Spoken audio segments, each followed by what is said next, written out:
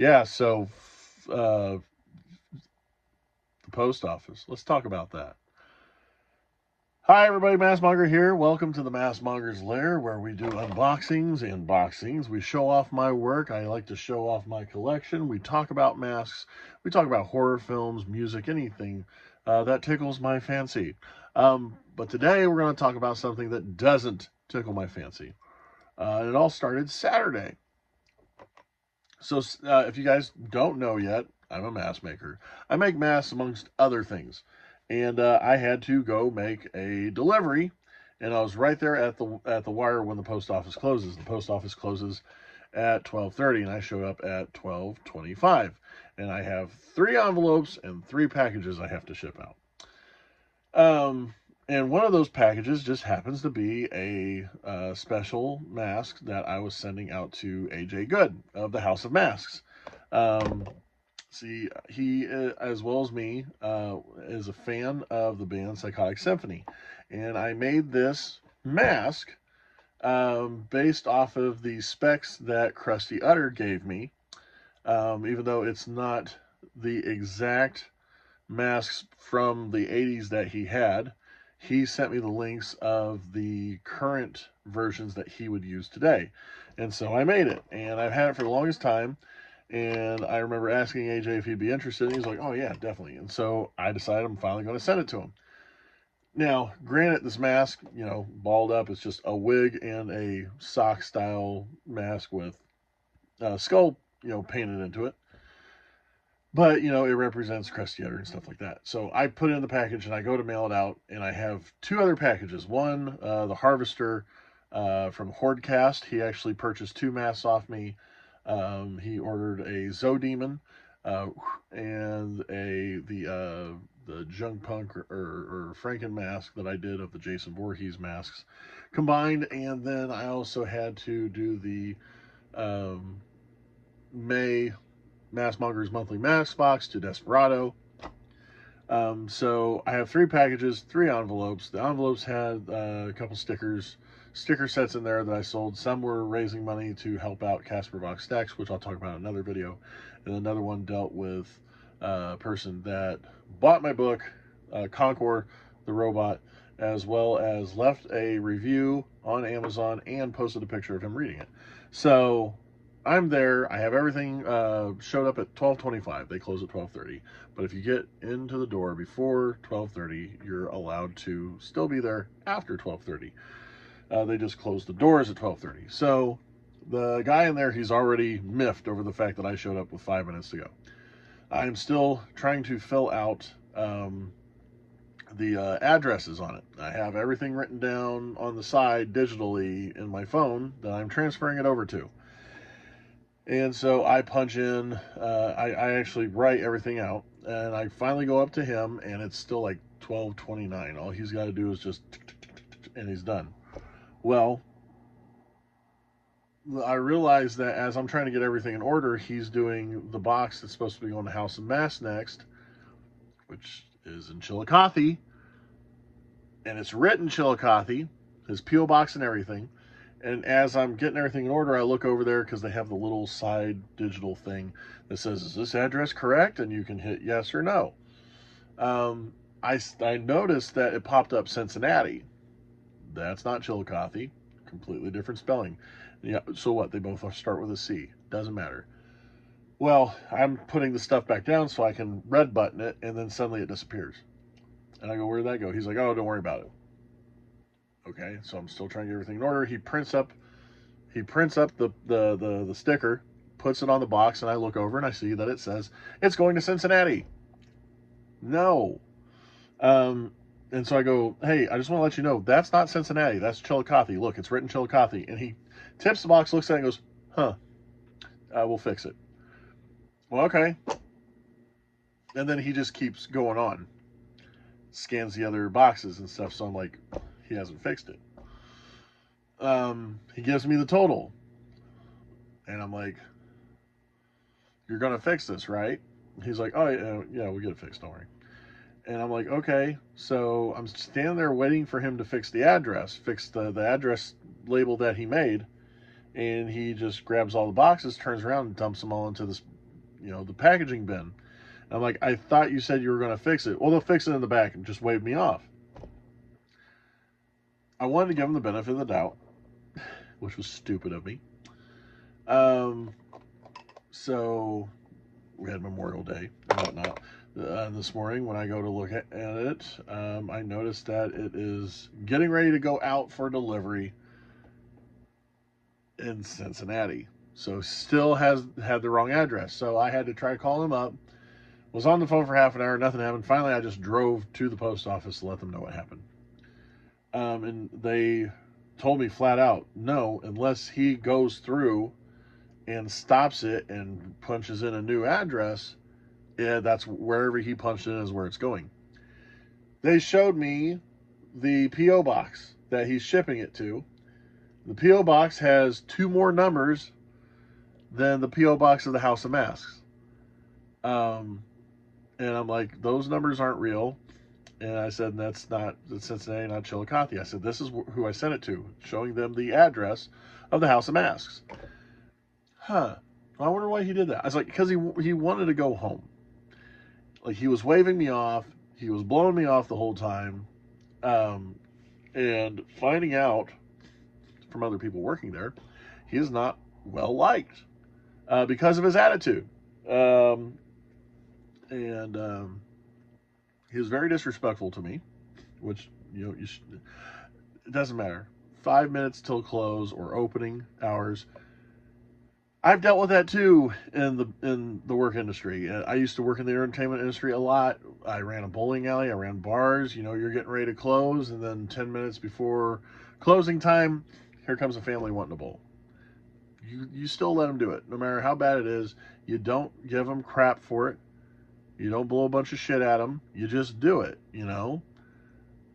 because that's what you're paid to do, And all he had to do was just punch in. All he had to do was punch in 3 addresses. That was it. And he had such an issue to punch in 3 addresses. Then I found out on top of that, because I showed them the receipt they gave me, which was like a CVS receipt. He put on 20 or so other addresses onto that receipt paper. So he was ringing people in and then tagged me on top of that. So I have 20 to 25 extra addresses on this receipt that don't go to me. The bottom 3 were mine. And so that's why I showed him the bottom 3. One was a package that I was sent to Jello Lugosi of Green Jello. He was nice enough to make a couple purchases to help out Casper. Then another one went to the Green Jello Museum, who also bought a set of patches. And another one went to a gentleman that did the whole book thing for Conquer the Robot. So those are the 3 envelopes, right? Oh, those are 3 envelopes. So I'm getting mixed up. So the other 3 packages was House of Masks, Hordecast, and Desperado. So it shows the other 2 addresses are fine. The one in the middle is the House of Masks. The one in the middle is the one that shows that it's in the wrong place. And then I checked the tracking form. They said it is out for delivery. So they kind of go in the back. They try to call the direct branch of Cincinnati. They try to call the direct branch of Chillicothe. Nobody's answering. So then they send out an email talking about the whole fiasco that happened. They show me that they sent the email, but I wasn't allowed to have a copy of it. They had me take down I had to basically write out the whole, like a report or something like that. Anyway, there it is. And I also found out the envelopes is another thing. So not only did he tag me onto somebody else's receipt, not only did he bypass me overlooking where the packages are going and then blew me off once I pointed out that it was wrong, he also put stamps on my envelope without charging me. So everybody's like, oh, cool. Well, you saved $1.50. Big deal. A package that I have that's supposed to be going to somebody that is meant for them is not going to be making it to them now. Because after I left the post office, I looked and saw that it was successfully delivered to whatever P.O. box it was going to in Cincinnati, Ohio, which means the mask that's supposed to be going to the House of Masks is not going to make it now. I want to believe that this person that has this P.O. box in Cincinnati is going to look at it, realize it's not theirs, and say something. But I also know that the majority of humans in America is going to see that and immediately think, hey, free stuff. So I have to count that as a loss, which really sucks, you know, because I put a lot of time and effort into it. And so it needs to go where it should have gone. But they had me write the report and everything like that. And I was like, so he's going to get fired or something, right? No, he won't get fired. No matter how much evidence that they had that he was completely disregarding his job, the fact that he was giving away the stamps, which technically it's like a theft of government property, technically, because it's the post office that owns the stamps that they're selling, and if it hasn't been sold, then it's technically stealing from the government. So there's that. There's him completely writing the wrong address in, and then blowing me off, and having video footage of it too. But because of unions, which I don't want to badmouth unions, but the problem is unions like to protect the wrong people too often. Some of the people that are just rotten, you know, bastards that are rude to customers, mean to clientele, and stuff like that. For some reason, they get more protection that I've witnessed around where I'm at, than the people that are in the unions that actually are just, you know, trying to get by, you know, being kind and courteous and paying their dues and all this stuff. Because the worst that's going to happen is he's going to get fired eventually. After a couple months, the union will make them hire him back on and then make him do back pay for however many months he was gone, even though he was at fault. He was at fault several different times for it. But no, I just wanted to air out my grievances, you know. It sucks. Because I know if you guys are working really hard on a project and you wanted to send it to the person that it's supposed to go to, you would expect it to do that. You would expect that whoever is sending it for you to actually fix their mistakes. So yeah, Josh, if you're seeing this, you're an idiot. And it sucks you're not getting fired. And I definitely learned my lesson by dealing with you, that from now on, if I am going to send packages, I will still be just doing it at home through the USPS site.